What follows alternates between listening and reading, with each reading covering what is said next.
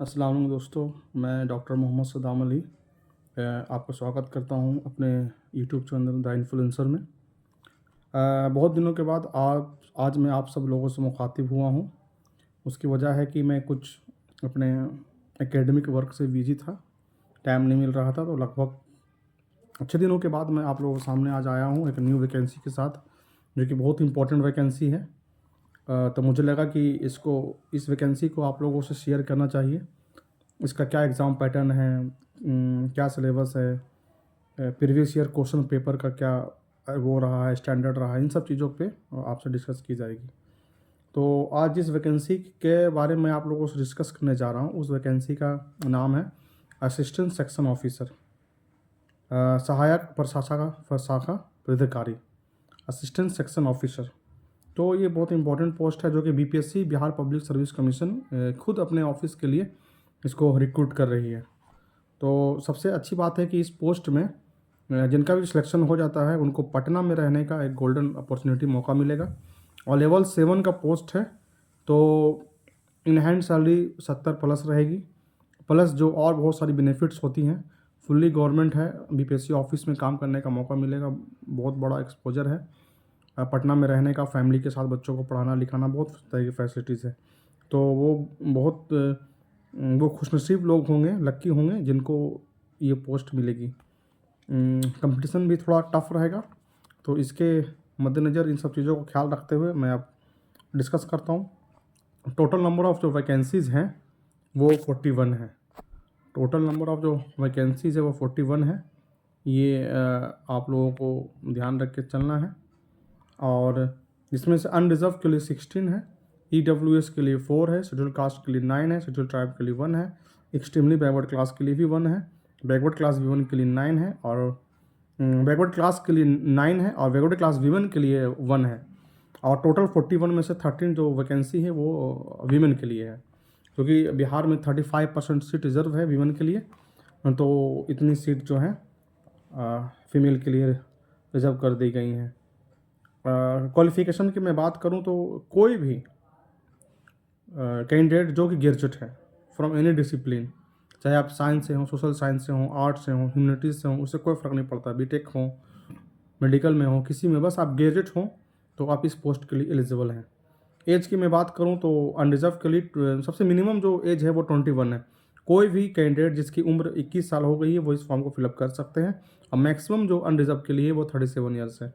उसी तरह से बैकवर्ड क्लास के जो और एक्सट्रीमली बैकवर्ड क्लास के जो मेल फीमेल हैं उनके लिए 40 है, और शेड्यूल कास्ट शेड्यूल ट्राइब के लिए मेल फीमेल के लिए 42 ईयर्स है। एग्ज़ाम जो है, सिलेक्शन प्रोसेस की बात करूँ तो टोटल 2 स्टेजेस में एग्ज़ाम होगा, प्रीलिम्स और मेंस।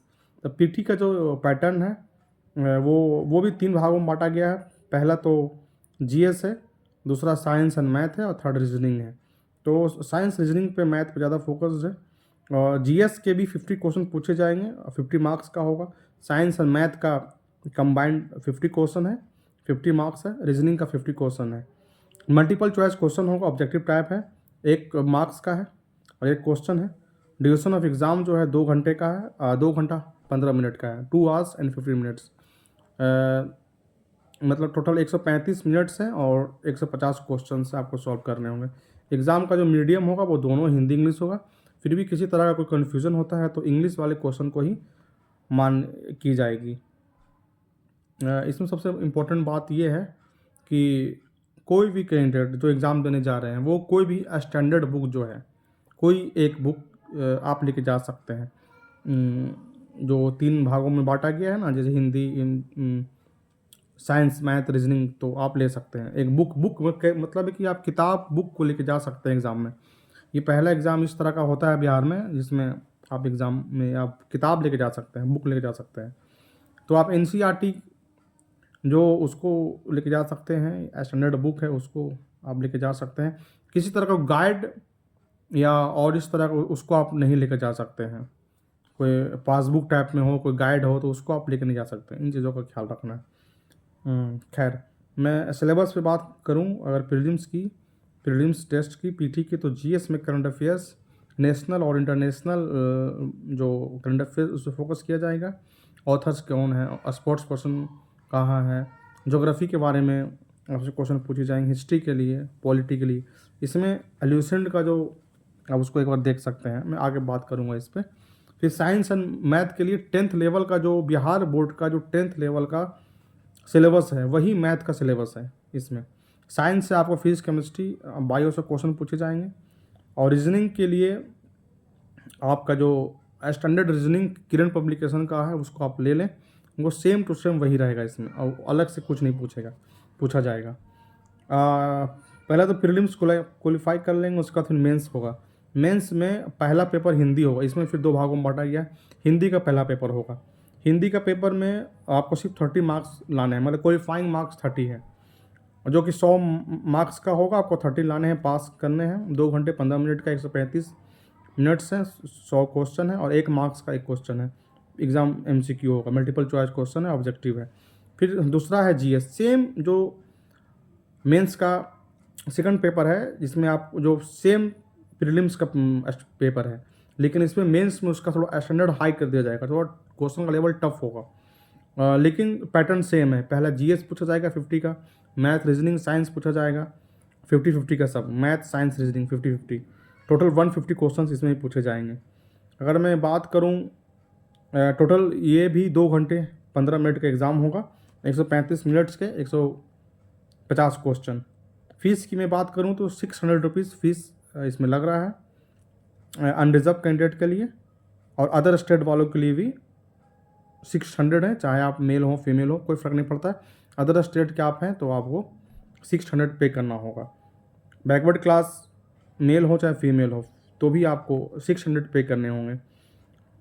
फीमेल कैंडिडेट चाहे वो किसी भी कैटेगरी की हों, चाहे वो अनरिजर्व की हों, बैकवर्ड क्लास की हों, backward class extremely backward class की हों, किसी भी SC ST की हों, अगर आप फीमेल हैं तो आपके लिए 150 रुपीज़ है। PWD के लिए भी 150 रुपीज़ है, 150 रुपये ही लगेंगे आपके। हाँ, मैं अब लास्ट में बात करता हूँ एग्ज़ाम पैटर्न में। ज़्यादा देखिए, मैं एक शॉर्ट वीडियो बनाता हूँ कि कम से कम टाइम में आपको थोड़ा सा एक ब्रीफ कर पाऊँ।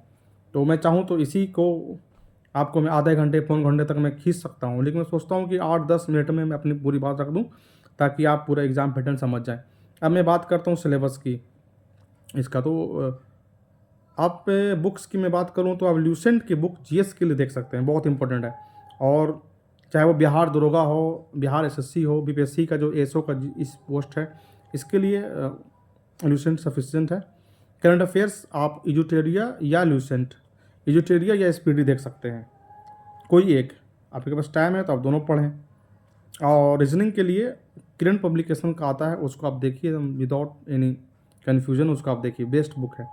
और सबसे इंपॉर्टेंट बात है कि प्रीवियस ईयर क्वेश्चन पेपर, पिछले साल में जितने भी एग्ज़ाम हुए हैं, बिहार SSC का, BPSC का, BPSC सिविल सर्विस का जितने एग्ज़ाम हुए उसको आप देखिए, प्लस एक सेट ले लीजिए, चाहे वो एजुटेरिया का हो या किसी भी पब्लिकेशन का हो, उसका एक सेट ले लीजिए और सेट मारिए उसको आप डेली। अगर आपको लगता है कि टाइम नहीं है, वर्किंग है, तो ऑनलाइन भी ले सकते हैं आप, लेकिन सेट मारना बहुत ज़रूरी है। प्रीवियस ईयर क्वेश्चन पेपर भी देखना बहुत ज़रूरी है। तो ये सब सारी चीज़ें थी जो मोटा मोटी मैंने आपसे डिस्कस किया है। फिर भी आप लोगों को किसी भी तरह का कोई कन्फ्यूज़न होता है कि मुझे पूछना है तो आप मुझसे क्वेश्चन पूछिए। मैं कोशिश करूँगा जल्द से जल्द फिर एक नई वैकेंसी, एक नए पोस्ट के साथ आप लोगों के साथ आऊँगा, आपसे बात करूँगा। किसी भी तरह का कोई डिस्कस आप मुझसे पूछना चाहते हैं पूछिए। हमारे यूट्यूब चैनल द इन्फ्लुएंसर को सब्सक्राइब करें, लाइक करें, शेयर करें, ताकि ज़्यादा से ज़्यादा लोगों को इसका फ़ायदा पहुंच सके। मैं चाहता हूं कि हर कोई, जानकारी बहुत बड़ी ताकत होती है, तो मैं चाहता हूं हर किसी को जानकारी हो, हर कोई पढ़े, हर कोई बढ़े। तो इसी मद्देनज़र मैं ये छोटी सी कोशिश करता हूं और आगे भी करता रहूँगा। फेस टू फेस भी लोगों से मेरी बात होती है, कॉल पे भी, टेक्स्ट, आप भी मुझे टेक्स्ट कर सकते हैं, मैसेज कर सकते हैं, व्हाट्सअप कर सकते हैं। यही है, कम वैकेंसी है, ज़्यादा लोग फॉर्म भी नहीं फिलअप करेंगे, लेकिन फिर भी एग्ज़ाम बहुत टफ होने जा रहा है। गोल्डन अपॉर्चुनिटी है, बहुत सारे लोग इस तरह के पोस्ट के लिए बिहार विधानसभा, विधान परिषद की जो ASO होती है, या बिहार SSC के थ्रू होता है, या जब BPSC खुद अपना निकालता है, इस तरह का पोस्ट के लिए जो बच्चे तैयारी कर रहे होते हैं दरोगा वगैरह की, वो इसका वेट कर रहे होते हैं। तो कंपटीशन टफ है, लेकिन एक अपॉर्चुनिटी है, एग्ज़ाम दीजिए और इसका फ़ायदा उठाएँ। ठीक है, इसी के बात के साथ मैं अपनी बात पूरी करता हूँ। जल्दी फिर नेक्स्ट वैकेंसी के साथ आऊँगा।